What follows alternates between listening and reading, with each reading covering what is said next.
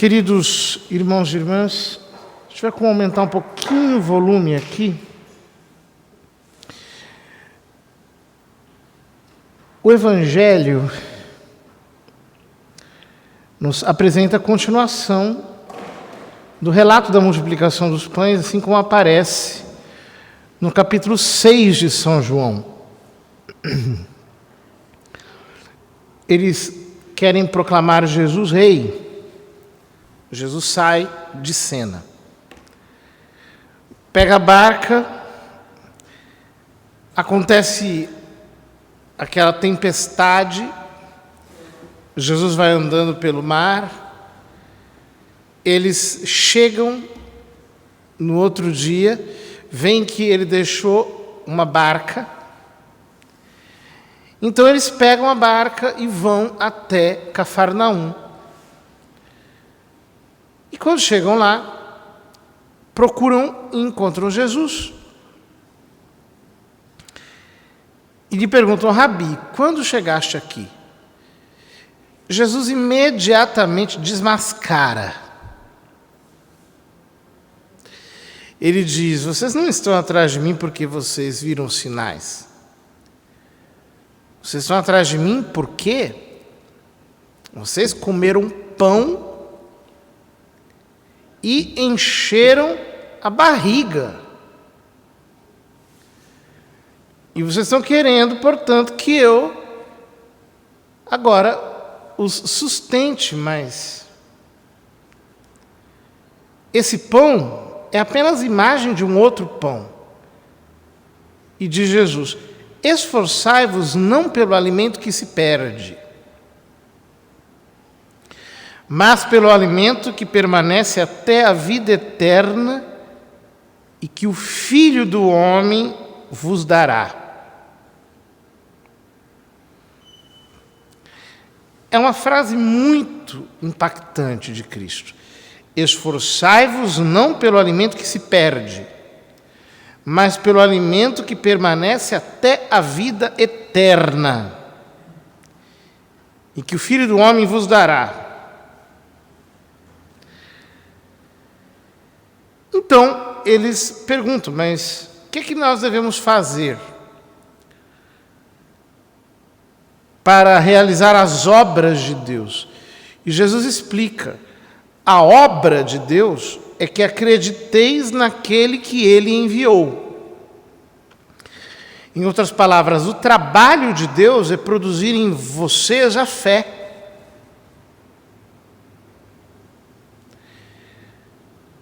São Paulo diz que a fé vem pelo ouvir a palavra de Deus. Ou seja, quando você escuta, não simplesmente ouve. Um barulho você ouve, mas uma pessoa você escuta. Quando você escuta, então você começa a discernir a pessoa que está falando. Do mesmo jeito acontece com a fé. Deus está produzindo a fé em nós, enquanto nós cremos.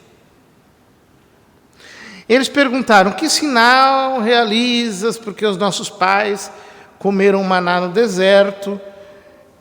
Jesus diz: não foi Moisés que deu para eles o pão do céu, meu Pai é que vos dá o pão do céu. Então eles pedem: Senhor, dá-nos sempre desse pão. E Jesus diz: eu sou o pão. Eu sou o pão da vida. Quem vem em mim não terá mais fome. Quem crê em mim não terá mais sede. Notem, porém, que o elemento central na dinâmica de entender que Ele é o pão da vida é a obra de Deus, que consiste em que acrediteis naquele que Ele enviou. Ou seja, como é que nós nos alimentamos de Jesus? Como é que nós comemos Jesus? Como é que Ele para nós é o pão supersubstancial, como diz a versão grega do Pai Nosso, o pão nosso de cada dia, o pão nosso supersubstancial. Como é que ele se torna para nós alimento? Pela fé. É pela fé que nós o deglutimos, é pela fé que nós o digerimos, é pela fé que nós o assimilamos. Na homilia da manhã, eu expliquei isso mais detalhadamente. Digamos assim, a doutrina por trás disso.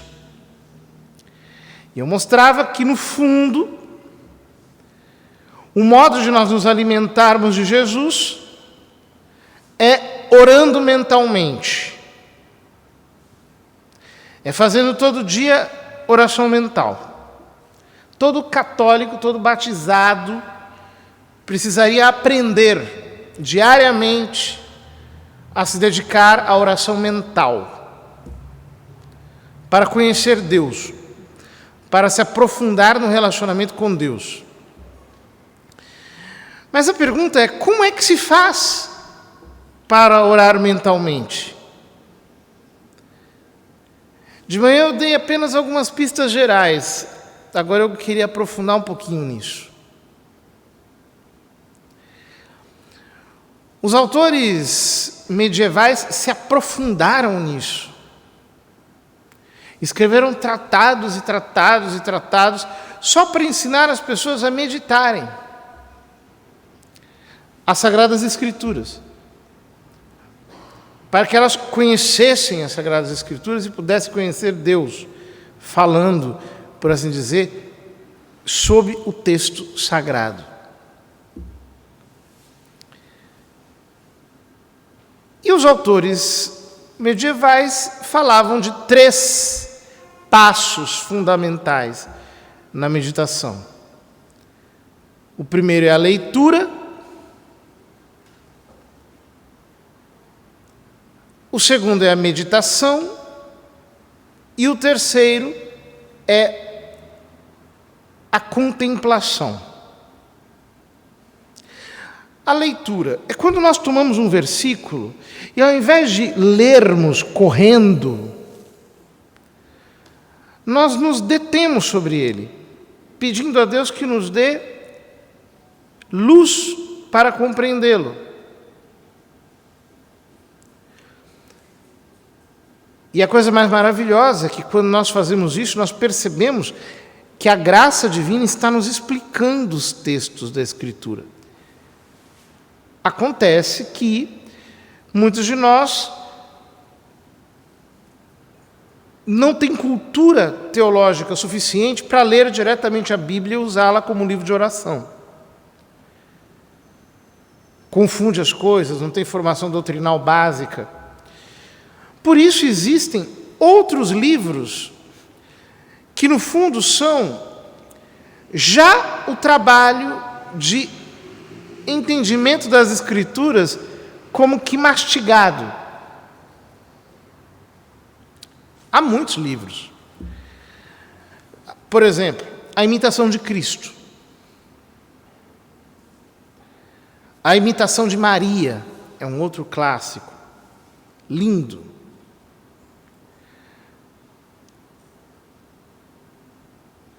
Por exemplo, livros sobre a paixão do Senhor. Muitos. Podem ajudar a fazer oração. As meditações escritas de Santo Afonso Maria de Ligório, cuja festa celebramos hoje, estão todas na internet, no site Rumo à Santidade. Uma meditação para cada dia do ano. Ali. São muito boas, especialmente para quem é leigo, porque são curtas e vão direto ao ponto, assim. Falar com Deus. Também está diariamente a meditação do dia na internet. Já traz o texto refletido, para você ler e ficar mais fácil a compreensão. Intimidade divina, dos carmelitas, muito bom. Ajuda muito a fazer oração. Os livros de São José Maria Escrivá, que foram feitos para a meditação. Caminho, Forja, Sulco, etc. Há muitos livros. Tem obras e obras e obras de santos que foram escritas para nos ajudar a meditar. Ora, então a primeira coisa é ler e entender o que está escrito. Não pode ler correndo. Ler e entender o que está escrito. Em segundo lugar, meditar. O que é meditar? Num sentido mais simples, é entender o sentido do que está escrito. E penetrar naquele sentido. E começar a conversar com Deus sobre o que está escrito ali. Então, por exemplo, esforçai-vos não pelo alimento que se perde, mas pelo alimento que permanece até a vida eterna e que o Filho do Homem vos dará.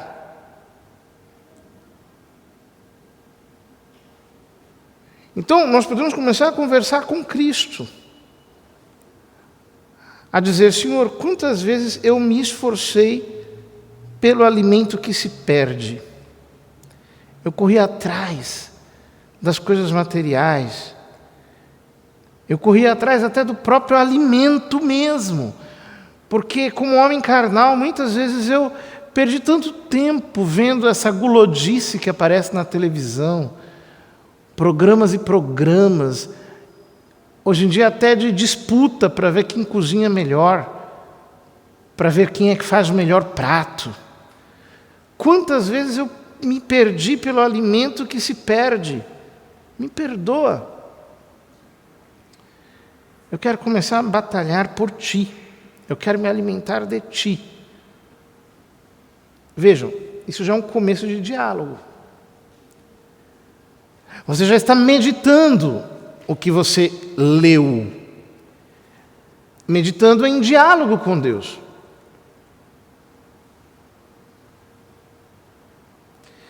Até o momento em que, pela meditação, você vai como que esquentando os motores. É como se você fosse fazendo fogo por atrito, no dizer do Hugo de São Vítor. Você vai pegando as pedras e você vai crescendo em amor, até o momento em que você já está dizendo a Cristo, eu quero me alimentar de Ti, eu quero comer a Tua carne, eu quero viver de Ti, eu quero que Tu sejas o meu único alimento. Jesus, eu me alimento de Ti. Então, nesse momento, quando isso se torna um eco profundo dentro da sua alma, é como se aquela ideia preenchesse o teu coração. E você não precisasse mais ficar raciocinando, ficar dizendo coisas. Você pode saborear aquela ideia e unir-se a Deus. Ou seja, o objeto da meditação é nos levar à união com Cristo, a um ato de amor. Então nós ficamos ali amando Cristo, como que abraçados com Ele. Então, é como se nós fôssemos pular de asa delta. Primeiro você pega a asa delta, é a leitura. Depois você sai correndo, que é a meditação. Você começa a andar com a asa delta. Até que quando você já pegou velocidade, você pode simplesmente voar naquele afeto que Deus gerou em você. Santo Afonso dizia que que o modo correto de ler é ler até o momento em que algo mexe conosco, algum sentimento, algum afeto. Então nós paramos ali e vamos falando com Deus e amando a Nosso Senhor, como que voando nas asas desse amor. Esse é o modo mais clássico de meditar. Mas existem outros. Nos exercícios espirituais, Santo Inácio ensina vários. Por exemplo, a aplicação da memória, do entendimento e da vontade. É um jeito de meditar. Memória. Então você lembra de uma frase da Escritura. Você lembra do exemplo da vida de um santo. Você traz aquilo presente. Evoca. Então você aplica o entendimento. Você começa a entender o que é aquilo. Você começa a especular sobre aquilo. Em que consiste aquilo. Que virtude é aquela. Então você passa a desejar. Eu quero isso para mim. Eu quero viver assim. Então, por exemplo, você lembra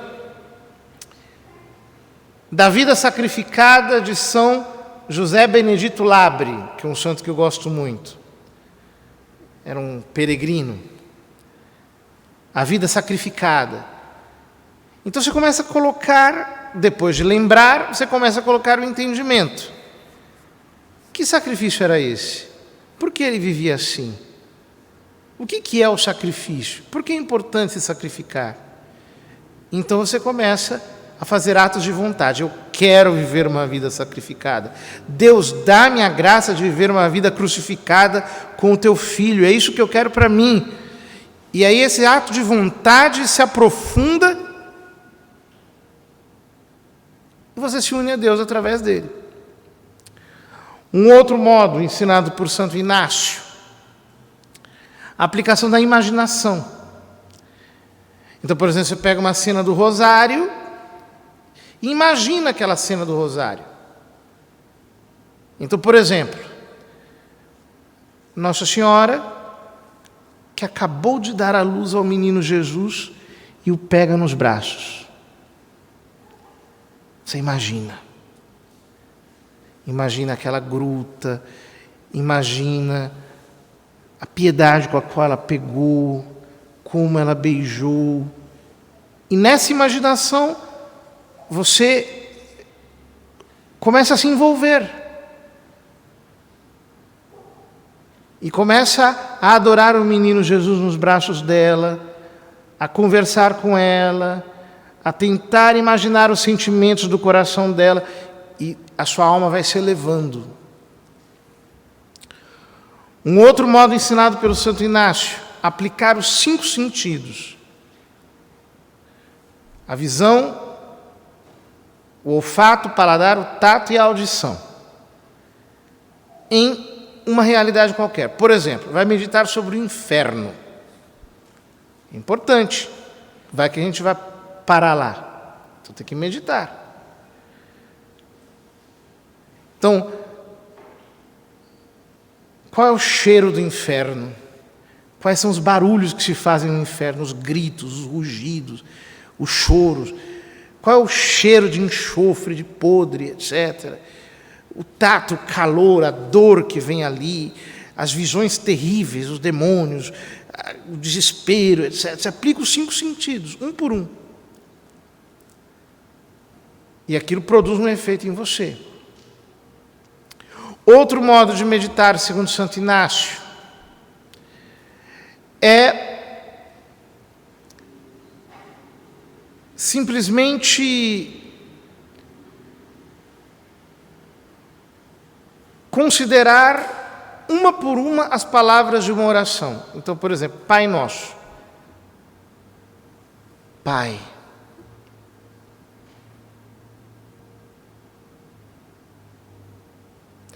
Nosso. E deixa o peso de cada uma dessas palavras entrar na sua alma, de tal modo que se torne uma consideração para você. Você reflete sobre cada uma dessas palavras, até que elas produzam um efeito na sua alma. Você ame mais a Deus. Outro modo, que Santo Inácio também ensinou, mais ou menos parecido, que é pegar uma única palavra e repeti-la. Então, por exemplo, Pai, Pai, Pai, Pai. E ficar repetindo interiormente, até que aquela palavra como que penetre profundamente no seu ser.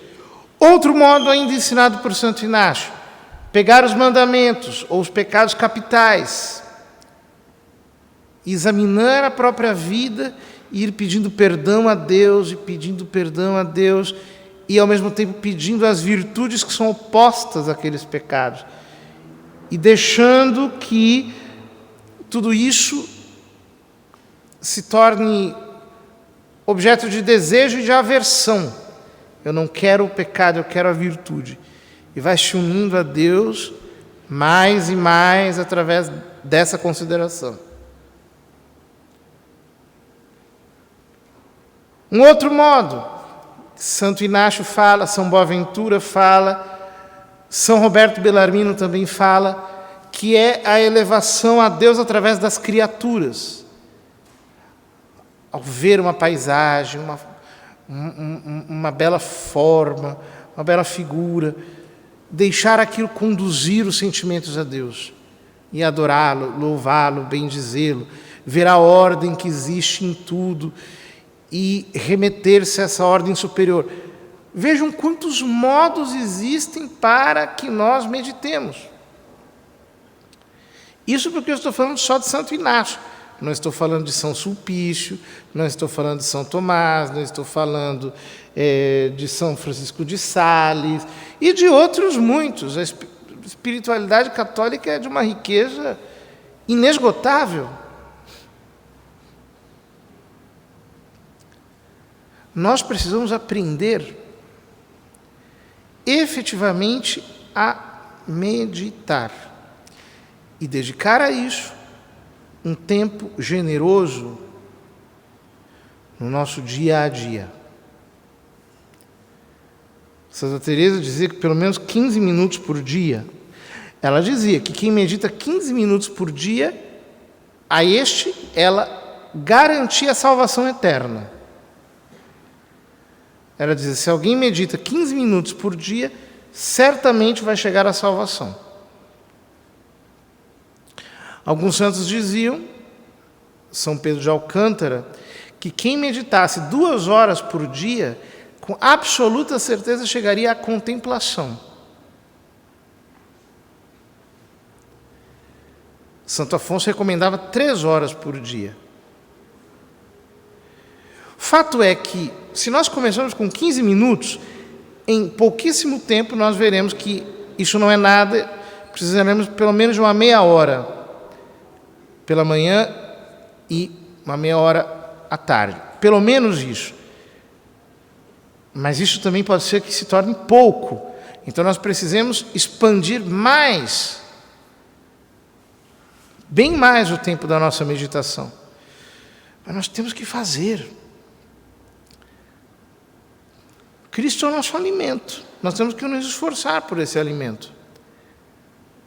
Senão nós não vamos conhecer a Deus. Enquanto nós ficarmos rezando como alunos indisciplinados, nós vamos chegar a lugar nenhum. Então, tem gente que estuda assim, né? Estuda para... não quer nada com nada, vai estudando assim, aquela coisa relaxada. Agora, quando você quer cursar medicina numa universidade estatal, aí não tem jeito, você tem que estudar para passar, não tem como, você tem que estudar mesmo. Pois é, nós temos que nos aplicar à oração muito mais do que alguém se aplica para passar numa universidade estatal no curso de medicina. Por quê? O curso de medicina é o pão que perece. A oração nos dá acesso ao pão que permanece para a vida eterna. Vamos procurar nos esforçar mesmo, nos aplicar à oração mental e fazê-la sem muito sentimentalismo.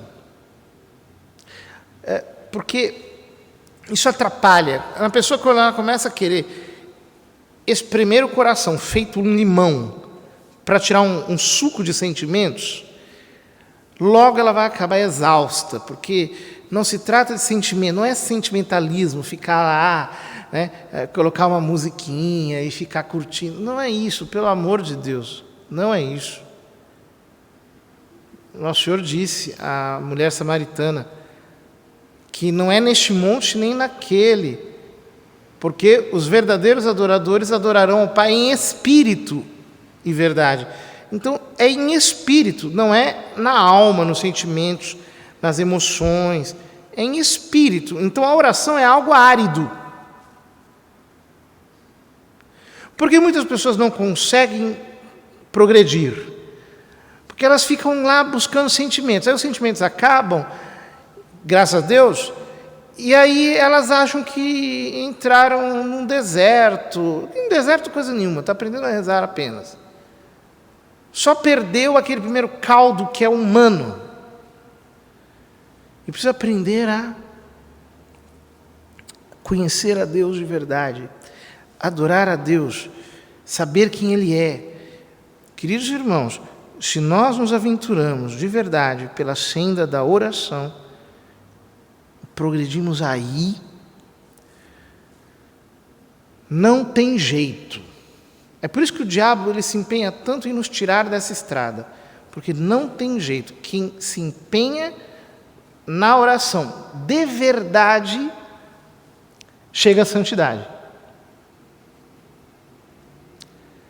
A virtude heróica, mesmo. Começa a ter as virtudes de Cristo, a vida dele muda completamente, tem uma virada de 180 graus, a pessoa começa a entrar numa outra dimensão, muda tudo. Santo Afonso diz, é impossível coexistir o pecado com a oração mental, não dá. Ou a pessoa desiste de pecar, ou ela desiste de orar, não tem jeito. Então vamos procurar nos aplicar na oração mental. Só que veja bem, não adianta orar mentalmente e ter uma vida porca, porque isso é hipocrisia. A pessoa sai do prostíbulo, agora vou orar mentalmente, Deus, eu te amo. Ah, por favor, vai se converter, vai se confessar, vai mudar de vida primeiro. Porque senão a situação vai ficar pior do que estava antes. Esse é o problema de muitos católicos. Né? Eles querem rezar, Jesus, eu te amo. E sai dali para a esbórnia, para tudo quanto é pecado podre, que não se diz. Aí não adianta, né? Porque você quer viver uma vida imunda, então vai rezar o quê? Vai buscar aqui. Eu quero crescer na comunhão com Deus. Ah, tá. E aí, como é que é a sua vida? A vida é imunda, cheia de pecado, não adianta, né? Aí precisa se arrepender primeiro. Se emendar, se corrigir, se confessar, ter vida sacramental, e aí sim, começar a ter vida de oração de verdade. Tem muita gente que fica lendo Santa Teresa e vendo site pornográfico. O que adianta? Não adianta nada. A pessoa, as 13 idades da vida interior, do Garrigou Lagrange, Teologia da Perfeição Cristã, do Royo Marim, fecha o livro, abre a pornografia. Aí não tem jeito. Aí é hipocrisia. Aí a situação vai ficar cada vez mais pior. Aí não tem solução.